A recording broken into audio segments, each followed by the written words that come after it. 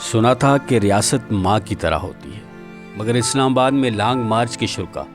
بالخصوص بلوچ خواتین پر اسلام آباد پولیس کی جانب سے لاٹھی چارج، تشدد اور تذلیل دیکھ کر مجھے نہیں لگتا یہ ریاست ماں ہے۔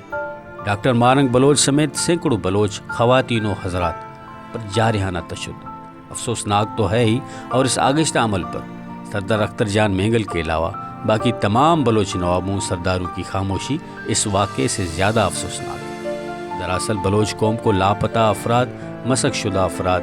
گم شدہ افراد کے حق میں بات کرنے سے زیادہ ان کٹ پتلی بلوچ نوابوں سرداروں کے خلاف اعلان بغاوت کرنی چاہیے، اور میں سمجھتا ہوں آنے والا الیکشن بہترین موقع ہے۔ اپنے ارمانوں، اپنے مال و متاع، اپنی زندگیوں کے سودے بدقسمتی سے ہم خود کرواتے ہیں ان سیاسی لٹیروں کے ہاتھوں، اور پھر رونا پیٹنا، سڑکوں پر مارے مارے پھرنا بھی ہمارے حصے میں۔ کبھی کبھی تو لگتا ہے جیسے بلوچستان، جو کہ پورے پاکستان کو چلانے کا واحد ذریعہ ہے، مگر بلوچستان کو ظلم و بربریت کے سائے تلے رکھ کر ہمیں یہ احساس دلایا جاتا ہے کہ ہمارے ہاں